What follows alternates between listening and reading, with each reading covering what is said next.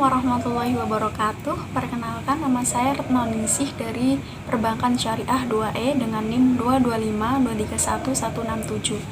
Di sini saya akan menceritakan kembali tentang Perjanjian Giyanti pada tahun 1755 dan terbelahnya tanah Jawa. Perjanjian Giyanti merupakan suatu peristiwa besar di masa silam. Situs sejarah ini hadir sebagai berkat ingatan kolektif masyarakat dengan peristiwa tersebut.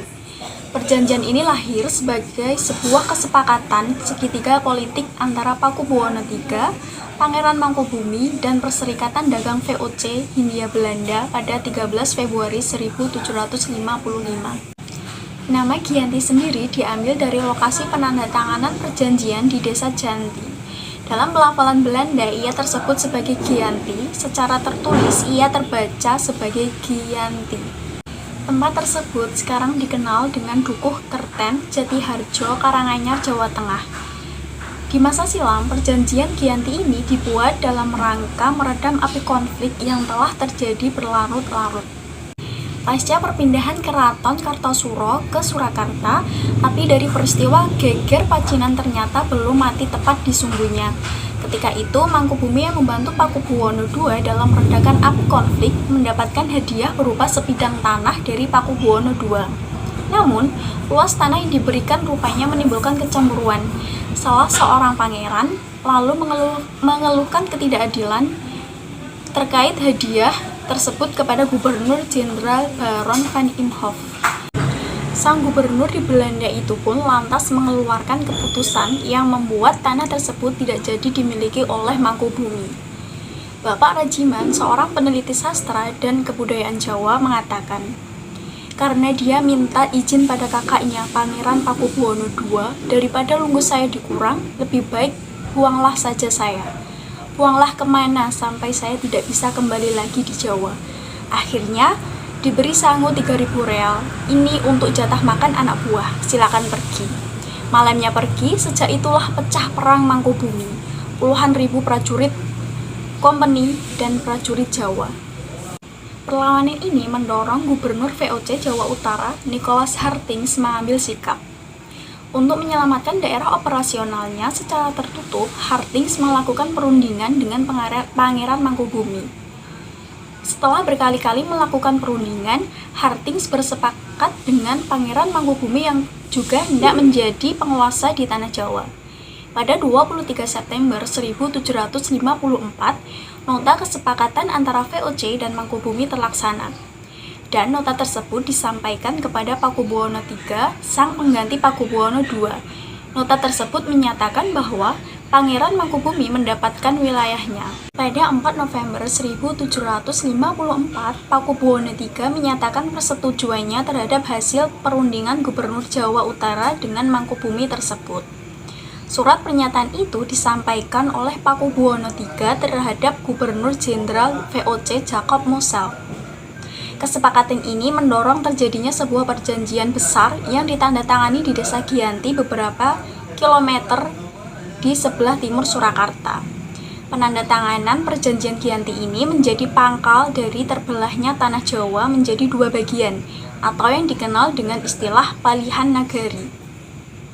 Hal ini menjadi awal mula naik tahtanya Mangkubumi di Yogyakarta sebagai Sri Sultan Hamengkubuwono I dengan gelar Senopati in Ngalogo Sayyidin Panotogomo Khalifatullah sejak ditandatangani perjanjian tersebut pada 13 Februari 1755.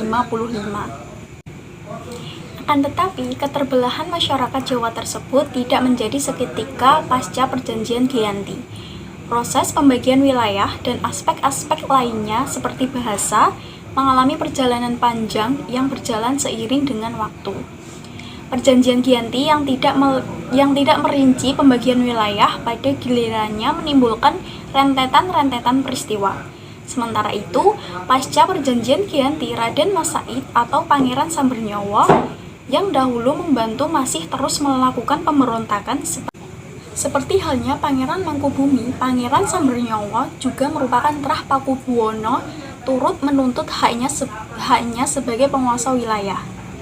Dalam gelarnya pada Oktober 1755, Pangeran Sambernyawa berhasil mengalahkan satu pasukan VOC. Kemudian pada Februari 1756, ia juga hampir membakar keraton yang baru didirikan di Yogyakarta. Setelah itu, perang bertahun-tahun, VOC akhirnya menyudahinya dengan penandatanganan Perjanjian Salatiga pada tahun 1757. Perjanjian ini membuat tanah Jawa kembali terbagi. Pada perjanjian ini disepakati bahwa Pangeran Sambernyawa mendapat sebagian dari wilayah Kasunan Surakarta. Dengan wilayah kekuasaan yang dikenal sebagai Kadipati Mangkunegaran, Pangeran Sambernyawa pun berjatah tahta dengan gelar Kanjeng Gusti Pangeran Adipati Alio Mangkunegara Lelono Jaya Miseso Senopati ing Aloga Satriya Raga Mataram ing Nagari Surakarta Adiningrat. Keterbelahan Jawa ini kemudian hari belum berhenti. Pada 1813, masa Gubernur Jenderal Thomas Stamford Raffles dari Kerajaan Inggris, Kesultanan Yogyakarta juga terbelah dengan lahirnya Pakualaman. Dengan demikian, tanah Jawa kemudian memiliki 4 wilayah pemerintahan, masing-masing penuh dengan perbedaan model dan orientasi politik.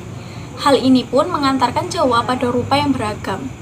Dinamika politik yang digerakkan oleh angin revolusi pada masa pemerintahan pada masa pertengahan 1940-an membuat masing-masing mengalami nasib yang berbeda.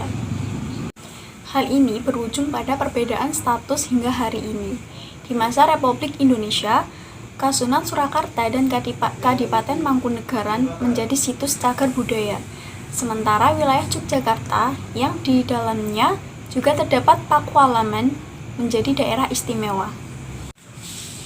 Cukup sekian penjelasan dari saya. Wassalamualaikum warahmatullahi wabarakatuh.